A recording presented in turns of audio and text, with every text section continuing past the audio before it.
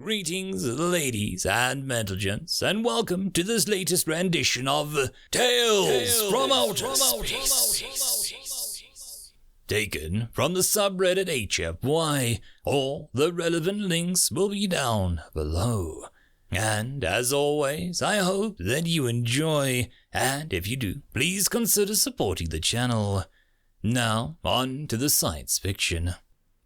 Story number 1, Everlasting, written by Admiral98. "Look, Dad," said the foreign boy. "Look, Dad," he shouted excitedly. The tall and relatively chubby foreign father, Orlan, with much exasperation, turned to see what the fuss was about. He wondered how his parents had dealt with him if he was this much trouble. But as his eyes set upon the sight which his child had pointed out, he too was in awe.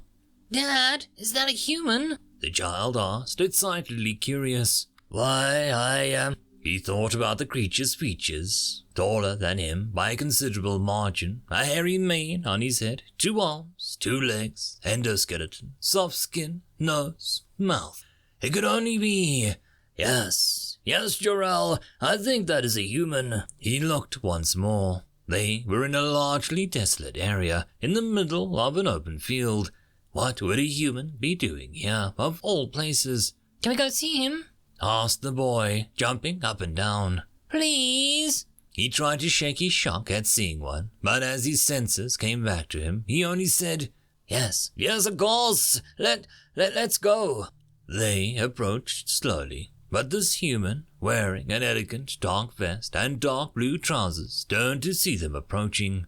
He looked a bit exasperated. Orlan felt a touch of shame, as he must have been the 1000th person this human would have seen and talked to for the same reason. Yet his curiosity got the better of his respect for his privacy. "Excuse me," he shouted. "Excuse me." The man turned. He had grey, curly hair which moved in the wind. On a human, he must have been older than most of his brethren. "Excuse me, I'm so sorry to disturb you," he said, bowing slightly to the human. "So sorry, but my child really wanted to meet you." "Hi, human," said Jorel. The human smiled and bent down to meet him and replied, "Hello, my name is Keith. What is your name?" "His name is Jorel," replied Urul hastily, ensuring that his boy could not mean any disrespect. "Hi, Jorel," the human replied. "How old are you?" asked the boy. So much for not being rude. "Jorel," the father interrupted sharply. "No, don't worry," responded Keith. "The question is on everyone's mind. Always. I am 152 years old." Urul was stunned. 152. That was older than the Federation. His own average life expectancy was 20. And that was because of technology, which was not available to most other races. This meant he could have met his great-great-great-grandfather, and that would have been nothing to him. His thoughts were only interrupted by his boy again. "That's old." The human laughed. "Yes, that is, child, but in the end, age is not all that matters." "Sir," started Orel. "Please call me Keith." Of course. Humans enjoy being called personally. "Keith, I'm really sorry to bother you, but what brings you here?" "Oh, I needed to get away from the town for some time. I enjoy being out in the open like this and not cooped up in an office space or spaceships. Reminds me of Earth." He paused for some time before shaking back into awareness. "I'm sorry, but please understand. We feel honored by meeting you here. It isn't always that we meet a legend." He remembered his childhood when he used to ask this question. "Could you please tell us some of your stories? We would love it if you could tell us some of your experiences in your life and..." The human only laughed again. "Of course. Come with me on a walk." Urul quickly pulled his boy in closer as they walked. "How old are you, Urul?" "I'm 7 years old." "And Jorel?" "He's 1. 1. The human stared out into the open expanse of the hills and forests in front of him. "Very well. Most people want to hear how the Federation was formed.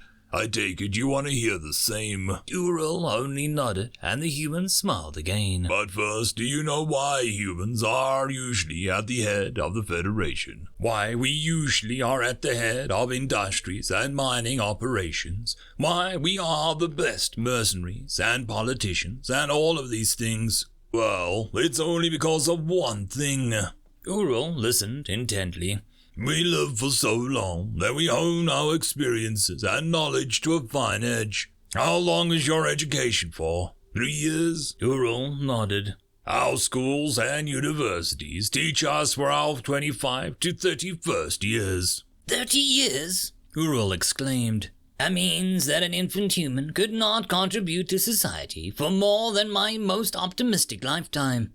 Yes, but you see why we had an advantage over others. While we may be only less than 100 billion people, our combined experience more than compensates for it. 200 years ago, when we first discovered how to travel faster than light, we found ourselves with a very strange advantage: age and experience. Though opponents could be smarter than us, faster, more cunning, or better in every way, where they would have those advantages, and most of those races had them, so much in fact that they thought our age made us slow and undynamic. But where their greatest leaders would die off after a war or two, ours would live on, war after war, conflict after conflict, peace after peace. We grew with every experience thrown at us. During the last Great War, there were 2 major parties, ours, which had us as the leaders, and another whose name is lost to time. What is the name? You was there, asked the child.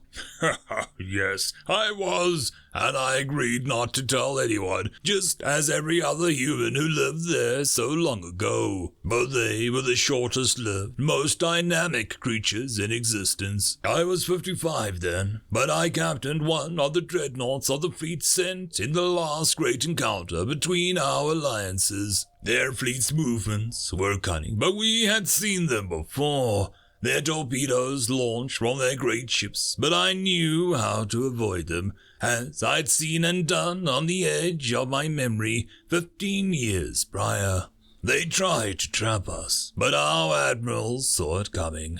For even their most intelligent movements could be countered by our less cunning, by our more weathered and experienced captains and admirals. They were defeated in a massive victory for us. 1 trillion lives were lost that day in a battle which raged across a constellation. If I may ask, what happened to these enemies? We had a choice: leave them be and risk threatening the survival of the alliance, or cut their head and create a new alliance, a federation. We chose the latter. Ural looked shocked. You committed genocide on the ones who must not be named. The human looked down and looked up slightly sad. No, we didn't. We bombed their homeworld like we did on so many others. We took the surviving population to the outskirts of the galaxy. We destroyed their memories by forbidding the parents to talk to their children of this on pain of death. Committed to mass re-education campaigns so that they could never know who they were or where they came from. All they know is that we moved them off their planet because of the war. Like us, interrupted Jarrell. His father glared at him. The human smiled sadly. Like yours, he replied, and many others whose ancient history was lost to the war. Ural looked at him and asked again inquisitively, But why are you here? You are Oral von Tecklum, are you not? The father looked surprised. Yes, how did you know my name? Let's just say that your ancestor, 5 times removed, was a great friend of mine before the war, and a wonderful person. You would have been proud of him. He commanded one of the battleships of the fleet. Ural smiled in faint remembrance, but then he remembered something Keith had said before. Wait, you said that not a single battleship had been lost. The human tensed up slightly. How can a captain who is in the safest location of the ship die while the ship remains almost intact? The human had no answer. Why are you here? Ural asked again, but this time holding his son closer to him. We humans are everlasting. This means our lives are measured not so much by years, but by the memories we carry and the guilt that we drown in. I am here as a penance to correct a sin which was committed long ago. Ural stared at him. Things started to make sense now. Every human had so many friends which they lost to age. Every human is filled with the grief of losing someone they cared for so many times that we start to see ourselves as gods, responsible for the memories and the lives of every race. We become jaded to the lives of others and blinded to our repercussion. We have made very many mistakes, ones which we need to correct if all of us are to survive. Ural looked at him. Are we the ones which can't? The human looked back and smiled, brushed his hand over Ural's head and that of his boy. Just know that the sins of the father should not extend to the children, and it is unfair that we judge everyone's time by our standard. But a man's sins is his own, and I am here not to rectify the sins of my father, but my own, and the sins of all of those who lived with me. We are everlasting, not omnipotent, omniscient, nor all good. I will find a way to make things right. Ural looked at him as he started to leave to the town. I think I'm done with my walk. I hope to see you again, but because of my condition, I don't believe I will. Farewell. End of story. And that, my friends, concludes this video. I hope that you enjoyed, and if you do, please consider supporting the author, even by popping over and leaving a thumbs up or a nice comment, just to show your appreciation for the story.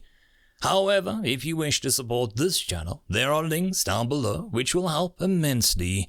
I will see you all in the next one, and until then, I hope that you have a fantastic day.